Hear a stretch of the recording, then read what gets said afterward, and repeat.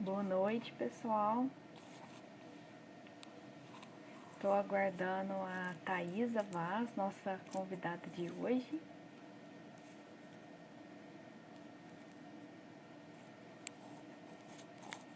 Deixa eu mandar uma solicitação aqui para ela.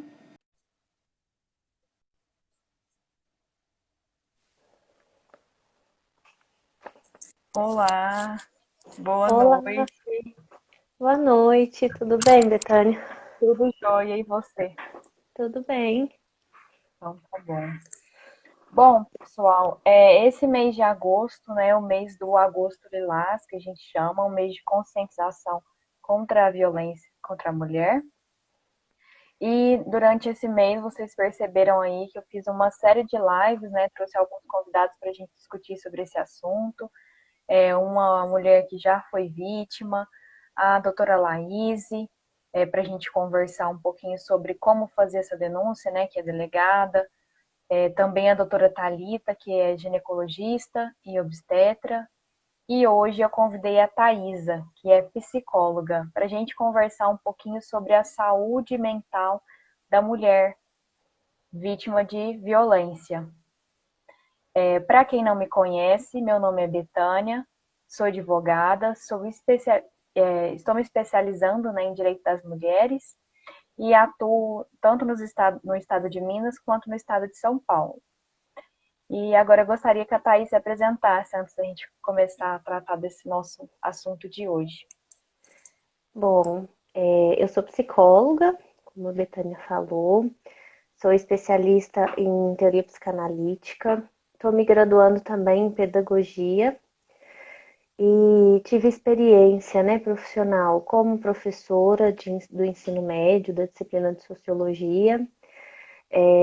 Trabalhei com dependentes químicos na área clínica de psicologia, trabalhei no CRAS, né, na assistência social aí de Sacramento, e no CAPS, né, no Serviço de Saúde Mental, também aí de Sacramento. Atualmente eu trabalho somente no meu consultório, né, na parte clínica aqui em Uberaba, que é onde eu moro. Ah, que bacana.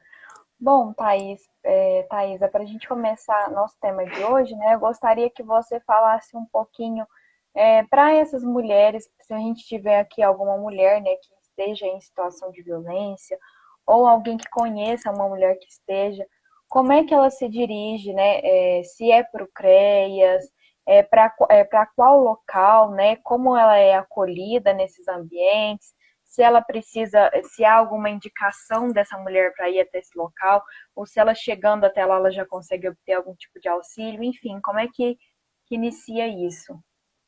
Sim, acho que é até bom a gente falar, né, porque são tantas siglas e às vezes a população fica um pouco confusa, né? O que que Sim. é o CREAS, o que que é o CRAS, o que que é o CAPS. O CRAS e o CREAS são serviços da assistência social, né, do SUAS, a gente chama de SUAS. E eles são responsáveis, né, por... o CRAS, na verdade, ele é a porta de entrada da população. E não é para a população pobre, vamos dizer assim, não é só para quem não tem, às vezes, recurso financeiro, não. Né? Todos podem adentrar esse serviço e serem referenciados para serem acompanhados por esse pessoal, né? Por essa equipe técnica que vai dar um suporte social. Em que sentido? É entender se essa família está conseguindo se manter, se essa família tem algum risco, né, tem alguma vulnerabilidade. Então, o CRAS da região, né, aí em Sacramento a gente tem um, né, aqui em Uberaba, que é uma cidade maior, a gente tem vários espalhados pela cidade, então eles são responsáveis por fazer essa, essa interação social, para saber se aquela família corre algum risco, está em situação vulnerável ou pode apresentar qualquer é, dificuldade em questão social, né? Às vezes uma falta de emprego, de infraestrutura, né? Até mesmo de escolar. E o CREAS, é o serviço especializado na assistência social. Então, o CREAS ele vai atender a uma população que já está em situação de vulnerabilidade. Então, enquanto o CRAS ele vai ser a porta de entrada para prevenir, para promover, para que essas pessoas não estejam em situações, né, de violência ou algo assim, o CREAS ele já vai atender essas famílias que estão em situação de vulnerabilidade, que sofrem violência, que por algum motivo não conseguem se manter, assim, de uma maneira adequada, não tem uma qualidade de vida, vamos pensar assim, de forma social, né? E o CAPS vamos pensar assim no CAPS primeiramente, né? O CAPS ele é o serviço de assistência psicossocial, então é para a pessoa que tem algum sofrimento mental, né, ou que precisa de uma assistência em saúde mental. Então, no caso de uma mulher que sofre violência, ela vai, assim, o melhor lugar para ela ser atendida é o CREAS. Se ela já tiver contato com o CRAS, já for referenciada no CRAS, se ela já conhece, às vezes, o psicólogo ou o assistente social do CRAS, ela pode fazer esse contato que ela já tem, né, com o CRAS, e o Uhum. próprio CRAS vai encaminhar ela para o CREAS.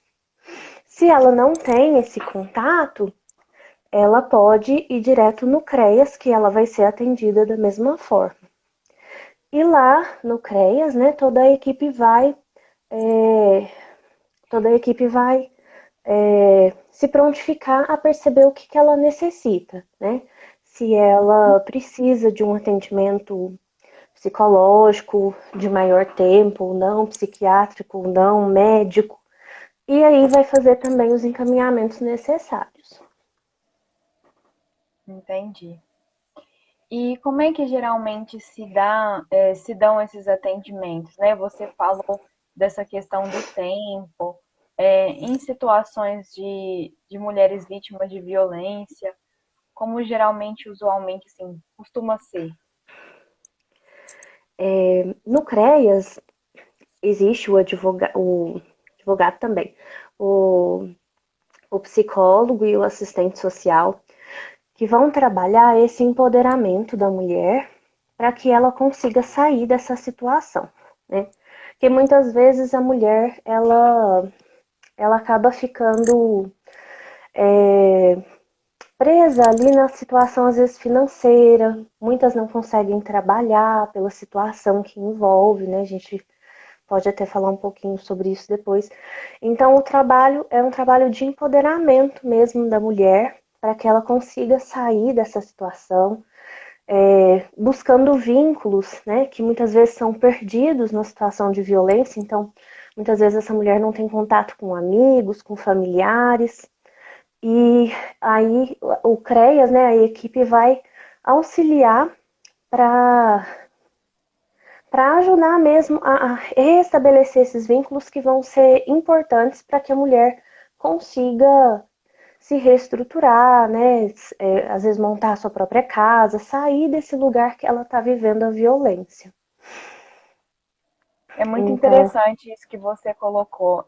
Eu acho que nesse caso de violência, o mais importante é fortalecer essa rede de apoio, né? Que às vezes essa mulher vítima de violência acaba perdendo, por não conseguir sair de casa, né? Por todo um contexto ali que ela está vivenciando, ela acaba se afastando dessa rede de apoio. Então é importante esse trabalho de fortalecimento. E o que eu queria saber com você é se há algum tipo de terapia individual ou se em razão da demanda isso não ocorre, se vocês trabalham, por exemplo, em grupos, como que se dá essas conversas, né? Se às vezes é com mais mulheres ali também que estão vivenciando aquela situação.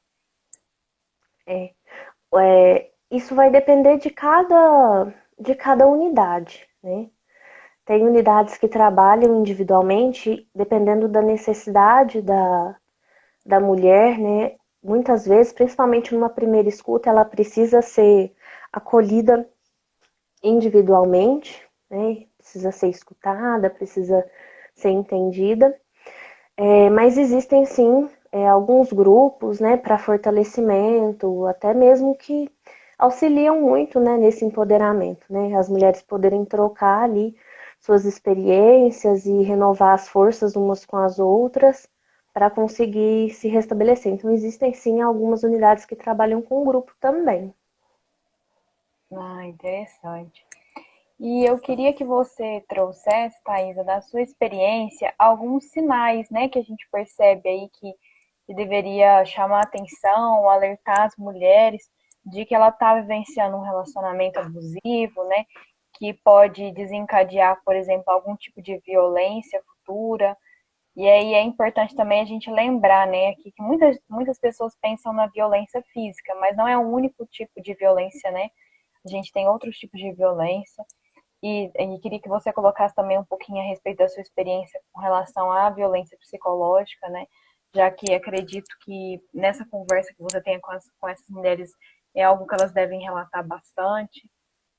Sim, é muito interessante, Betânia, que a gente fala assim, né, que o CREAS ele atende e a gente até pede para que as mulheres sejam encaminhadas ou vão até o CREAS. Mas na minha experiência já aconteceu várias vezes de acontecer o contrário.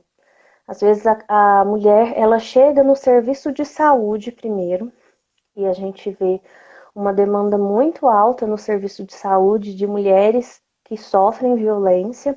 Então, elas chegam no serviço de saúde e, através do serviço de saúde, elas são encaminhadas para o serviço especializado. Né?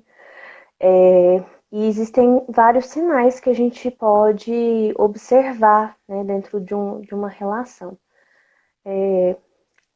Geralmente, a gente observa que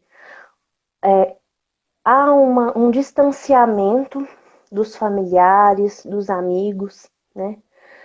Então aquela mulher ela começa a se sentir mais sozinha, ela começa a ser impedida de ver familiares e amigos que ela via com frequência. E assim, no começo, né, é sempre tudo muito sutil, né? É sempre com aquela, às vezes com uma chantagem emocional, às vezes com um pedido, né? Ah, mas eu não gosto, eu queria tanto que você ficasse só comigo. E parece ser uma coisa muito boa que está acontecendo, né? Então, são sinais sutis que começam, né, no princípio de uma relação, mas que vão se agravando ao longo desse tempo. Então, esse distanciamento, ele acontece muito, que é algo que fica difícil depois para a mulher pedir ajuda, é difícil depois da mulher restabelecer esses vínculos, né? E dificulta o processo de, de mudança de vida e mudança dessa situação de violência da mulher. Outra situação que acontece muitas vezes o, o, o namorado, né, o marido, começar a falar sobre o corpo da mulher, né? Então, sobre as roupas que ela usa, sobre o corte de cabelo, isso tudo são sinais, né, de controle, né, do homem querer uma disciplina sobre a mulher. A gente está falando aqui, né, sobre um casal hétero, né? No caso, um homem e uma mulher, porque é o que mais acontece. Não que não aconteça em relações homoafetivas, mas é o que mais acontece, né, nos casos de violência feminina. Então, até mesmo pelo machismo estrutural que a gente tem. Então, ele começa a querer ter um controle sobre a vida da mulher em todos os sentidos, né? No corpo, no que ela veste, no que ela usa, nos amigos que ela tem, em quem ela vê, em quem ela conversa, com quem ela conversa, né? Então, tudo isso, essa relação passa a ser uma relação de controle, de posse. E a mulher vai se sentindo cada vez mais sozinha e cada vez mais sem autonomia. Desculpa. E aí a gente tem também mulheres que muitas vezes nesse processo acabam perdendo emprego, acabam deixando de trabalhar, ficam então dependentes financeiramente do marido, o que também agrava a situação e dificulta para que ela saia dessa situação. Né? Se tiver filhos também envolvidos, dificulta mais ainda, porque há aquele jogo psicológico. Engasguei. Então há aquele jogo psicológico de que você não vai conseguir sustentar o filho, eu vou tirar o filho de você, né? Você não vai conseguir mais ver ele. E isso é muito pesado para a mulher, né? A mãe, né, que muitas vezes se apega muito e faz muito pelos seus filhos. Então, é um jogo ali de forças e de poder muito pesado para a mulher. Realmente, até em outras lives a gente comentou a respeito disso. Quando você vai olhar para os dados, né, as pesquisas que são realizadas, os maiores motivos da mulher vítima de violência se manter nesse relacionamento abusivo, violento, é a dependência financeira, emocional, o medo, né, em relação a ameaças de morte, coisas do tipo, e Sim, também o medo de perder a guarda dos filhos ou de não conseguir sustentá-los, né? sim. Esses são um dos principais motivos.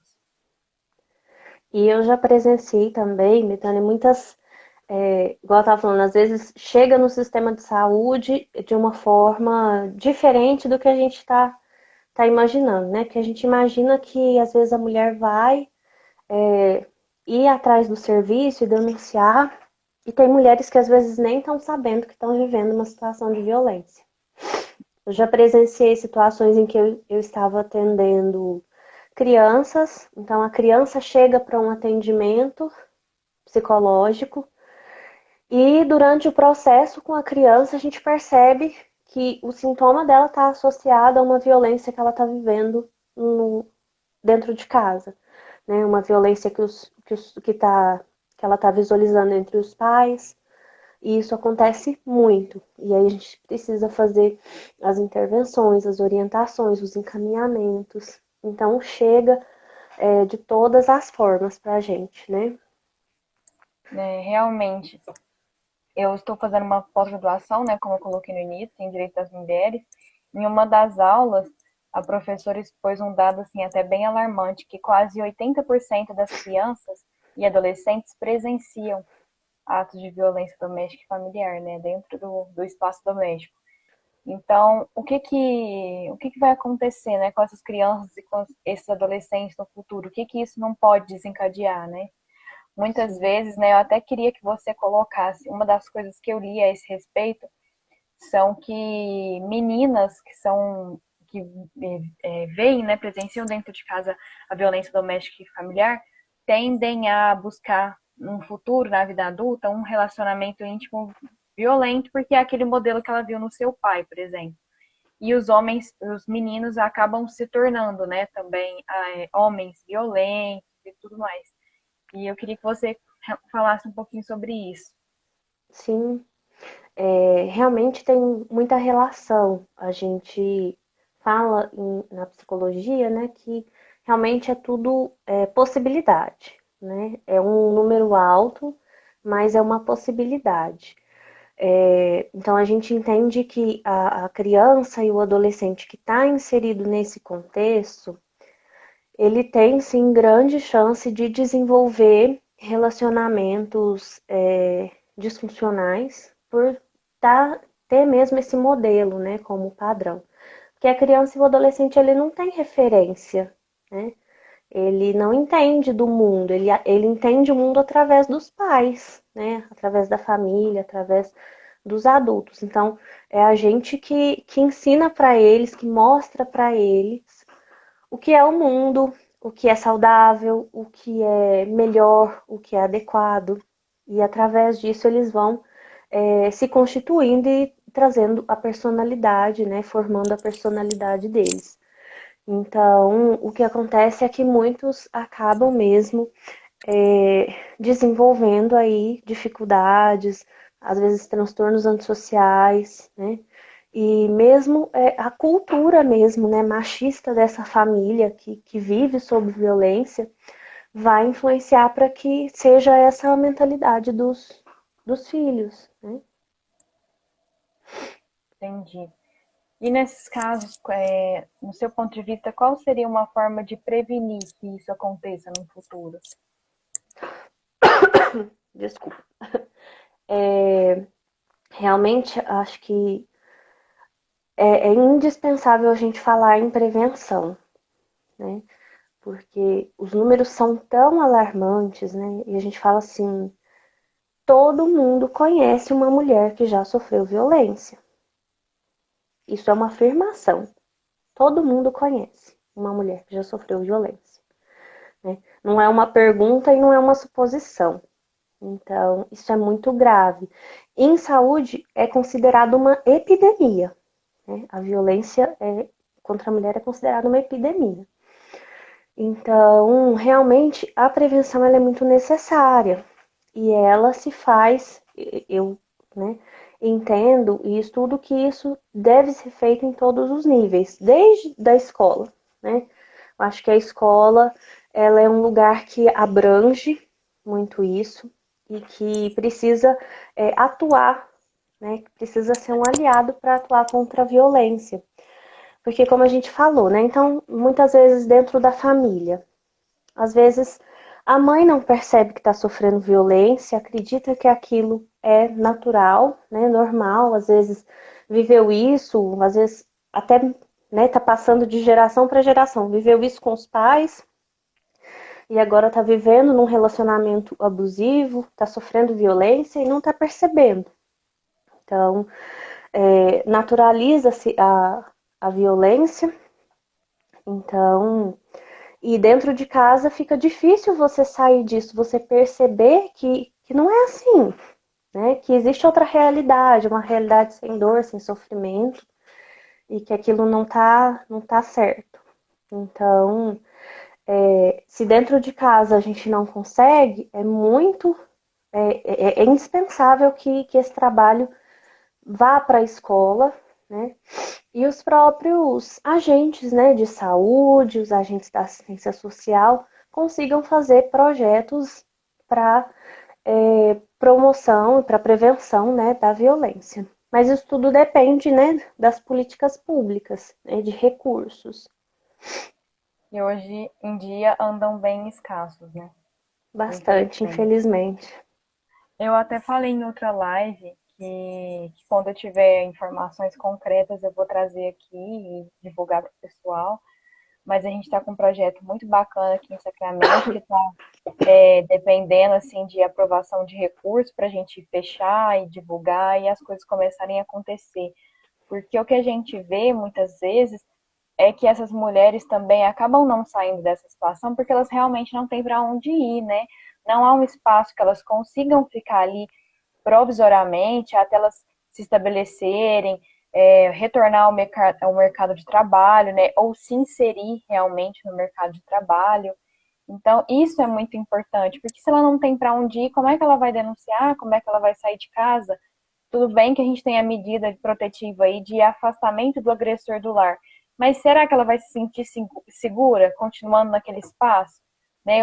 Muitas casas têm um acesso muito fácil, então ele consegue entrar e, assim, a maioria dos agressores não tem medo de praticar o chamado crime de desobediência, né? Acaba se aproximando, invadindo o domicílio em que a mulher está ali com os filhos, enfim. Isso para eles acaba não sendo um empecilho. Então elas não têm essa segurança. E elas não têm essa segurança de se manter naquele local e não tem outro lugar para ir, né? Então é uma realidade muito, muito difícil, realmente. Sim. Essas violências, elas afetam muito o psicológico da mulher, né? Tanto a violência física em si, quanto o abuso sexual, tanto a violência psicológica, são situações em que deixa a mulher em muito sofrimento, Então a gente vê mulheres que desenvolvem depressão, transtorno de ansiedade, síndrome do pânico, transtorno de estresse pós-traumático, até situações de autoextermínio mesmo, são frequentes quando a gente fala da saúde mental de uma mulher que sofreu violência. Então, são muitos problemas psicológicos e psiquiátricos que são desencadeados, né, por causa da violência. Então, a gente precisa entender que essa mulher precisa muito de ajuda. E muitas vezes a gente vê que a sociedade condena, acaba julgando essa mulher e trazendo uma responsabilidade para ela que não existe, né? Então, a mulher que sofre violência, ela não precisa ser responsabilizada pela violência que o outro está fazendo com ela. Ela precisa ser empoderada, né? Ela não precisa também ser vitimizada, mas ela precisa de ajuda para entender que ela pode sair dali. E ela precisa de ajuda para sair dali, né? Porque é muito violento você colocar para a mulher que ela é responsável, né, pelo que o outro está fazendo com ela. E isso acontece muito na sociedade e ainda dificulta ainda mais a mulher a sair dessa situação, né? Essa questão que você colocou é muito importante a gente falar mesmo, porque o que a gente vê é que muitas vezes essa mulher acaba sendo revitimizada quando ela vai buscar ajuda, porque não há uma capacitação técnica específica dos agentes envolvidos, né? A gente fala de polícia civil, polícia militar, e até mesmo, às vezes, em órgãos como CREAS, CRAS, às vezes tem ali um psicólogo que está atendendo, mas não tem uma capacitação específica em gênero, porque há todo um olhar diferente quando envolve situações como essa, né? E aí a gente fala que ela acaba sendo vítima, às vezes, de uma outra violência, que a gente chama de violência institucional, né? Então, antes Exatamente. de mais nada, as pessoas que trabalham nessa rede, elas também precisam ser capacitadas, porque eu já ouvi pessoas que trabalham nessa rede falarem coisas como: ah, mas se você sofreu isso, o que foi que você fez pro seu marido? O que foi que você fez para ele te bater assim? Gente, ela não fez nada. Isso não existe, assim, não tem porquê esse questionamento, Sim, sabe? Tem muita mulher que é agredida porque o cara chega em casa e ela não fez o jantar, ela não colocou comida na mesa, enfim. E não há nenhum motivo para a mulher ser vítima de violência, e isso não existe, né? Então, é algo muito sério. Eu acho que há várias políticas públicas no sentido de oferecer recurso para promover campanhas, né, de conscientização, mas antes de mais nada, essa capacitação de todos os profissionais envolvidos nessa rede de atendimento, né? Acho que é o principal. Inclusive, nessa pós que eu estou fazendo também, a gente teve acesso a uma pesquisa que divulgou que 65% da população acredita que mulher que é agredida gosta de apanhar. Então, é muito triste as pessoas terem essa mentalidade. Ninguém gosta de apanhar, né? É, não é algo bom, não é algo prazeroso, enfim, é completamente atrasada essa mentalidade. Não é assim, né, que as coisas funcionam. sim. E a gente estava falando, né, a respeito da importância da escola ser aliada. Eu também li um estudo que fala que o, o nível de educação, né, de formação do homem, no caso, quanto maior o nível de estudo do homem, menor a possibilidade dele ser um homem violento, dele praticar a violência doméstica. Então, o conhecimento, a educação, a escola em si, ela auxilia muito nesse processo de mudança de mentalidade, né, de formação de uma cultura que não seja uma cultura preconceituosa, que não seja machista, que não traga aí esse atraso de pensamento, né, que traga dor ao outro, que traga ao outro um sofrimento, né, porque realmente ninguém gosta de sofrer. Isso é uma ideia muito atrasada, né? Não existe isso, uma pessoa que gosta de sofrer. Exatamente. Você colocou uma questão que até quero conversar com você depois no WhatsApp, porque eu acho que a gente pode somar junto. Eu tenho até um projeto de pesquisa que eu vou apresentar num processo seletivo de mestrado, que fala exatamente sobre isso, né? Sobre educação em direitos humanos, sobre uma perspectiva de gênero a nível de ensino médio, né? Que eles já estão aí em formação para sair da escola, digamos assim, e vão iniciar, né? Faculdade, enfim, são os futuros adultos, né, da nossa sociedade, como uma forma de combate à violência doméstica e familiar. Então, eu acho que se todas as escolas tivessem essa formação, né, assim, em direitos humanos, né, se eles entendessem que todos são iguais, que a Constituição Federal traz isso, e que isso é realmente verdade, que todos têm o mesmo direito, que todos são iguais, inclusive até a violência contra a mulher é uma violação aos direitos humanos, foi uma conquista até bem recente, né, em 1993, então é bem recente mesmo que a gente teve essa conquista. Eu acho que as coisas seriam bem melhores, sabe? Que a situação estaria muito diferente hoje se a gente tivesse esse tipo de formação dentro da escola. Com certeza, faz muita diferença, né? Por tudo que a gente já falou, né? Por essa dificuldade mesmo de, às vezes, a própria família entender todo esse processo, né?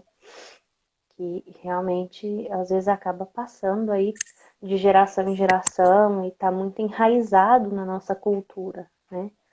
É tudo muito Essa questão novo. de geração, até aquele exemplo da menina que foi divulgado recentemente, né? Que foi estuprada pelo tio e engravidou, a menina tem 10 anos. E era algo que ela já sofria por outros familiares da família e de outros membros familiares, né? E muitas famílias têm isso como algo cultural, que às vezes acaba sendo algo normal, não tem assim uma formação mesmo, não teve acesso a estudo, não consegue entender que isso não é algo normal. Então, eu acredito muito no poder da educação. Eu acho que é o principal assim motor para a gente mudar muitas situações na nossa sociedade, realmente. Sim, realmente acontece muito, né?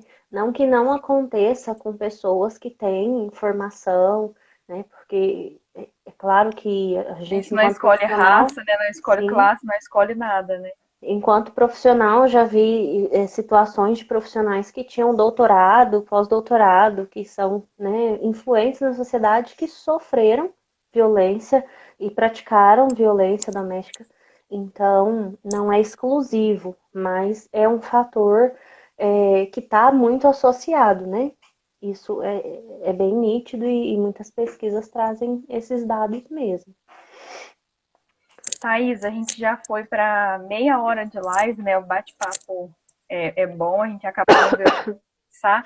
E para a gente ir encaminhando aqui para o final, eu queria deixar o espaço aberto para você fazer alguma colocação que você achar pertinente e também deixar o pessoal aí livre para fazer perguntas, interagir, quiser fazer algum comentário, enfim.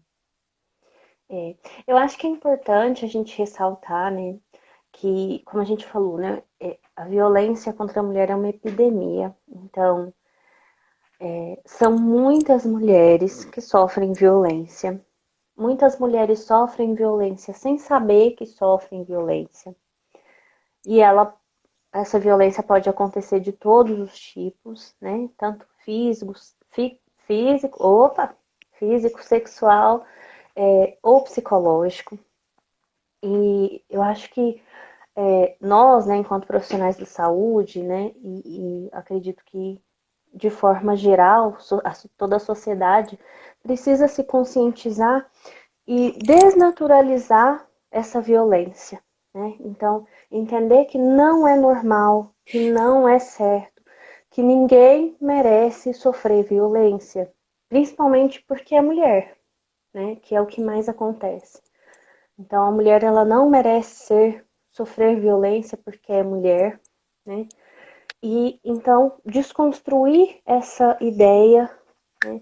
E trazer para a mulher um empoderamento. Então, a gente está falando que são tantas mulheres que sofrem com com essa violência, é tentar se aproximar daquela mulher, daquela colega, daquela amiga, daquela tia que está mais distante, né? É tentar entender se está acontecendo alguma coisa ali. Então, começar a perceber alguns sinais, né?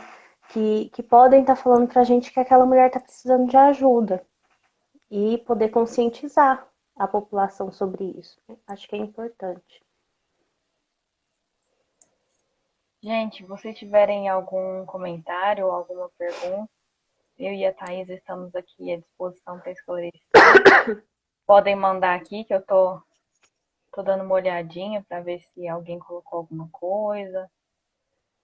E eu estava pensando aqui também, né, Betânia, porque a gente fala muito dos danos que são causados na saúde mental dessa mulher. Então, a gente sabe que as mulheres desenvolvem depressão, problema de sono, às vezes até doenças psicossomáticas mesmo, cansaços, apatias, ela acaba tendo dificuldade de se relacionar com outras pessoas, né? Mesmo depois, às vezes, de sair dessa situação, isso pode traumatizar e levar ela a ter uma dificuldade de se restabelecer socialmente, né? De conseguir um emprego, né? Então acontece muita coisa dentro da mente dessa mulher. Mas a gente precisa entender que isso também não é determinado, isso não é fechado, olha, porque isso aconteceu com a mulher, ela nunca mais vai ser a mesma, ela nunca mais vai conseguir. Não, não é assim, né? Isso acontece, mas ela precisa de uma ajuda adequada, de um cuidado adequado para conseguir se restabelecer, né? Uhum. E com o cuidado necessário, com o tratamento adequado, ela vai conseguir sim, né? Muitas conseguem, sair dessa situação de vulnerabilidade e constituir a sua vida normalmente. Com certeza. Há uma possibilidade, né, a mulher tem possibilidade de se recuperar, de superar tudo isso e sair dessa situação. Sim, Realmente, que é aquilo que você falou, né? Precisa de um cuidado, um olhar específico para que ela consiga, né, seguir adiante. Bom, sim. Thaisa, eu vi que ninguém deixou perguntas aqui, mas se alguém tiver alguma dúvida, eu estou à disposição. Acredito que a Thaisa também. Eu gostaria de te Sim. agradecer muito pela presença aqui hoje, né, de a gente falar desse assunto que é extremamente importante. E agradecer também todos que nos acompanharam. Eu que agradeço. Acho que é muito importante a gente falar sobre esse assunto, né? Que tá aí com tanta força, né? Infelizmente, a gente vê tantos casos e tem sido muito triste acompanhar que, que isso está acontecendo tanto. Mas também muito feliz que a gente tenha essa oportunidade de voz, de falar sobre isso, de desconstruir, desmistificar muita coisa, né? Então, eu agradeço muito o convite. Acho que é muito importante esse espaço. Tá certo. Muito obrigada, viu, Thaisa? Obrigada. Beijo, viu? Boa noite. Obrigada a todos. Até logo, gente.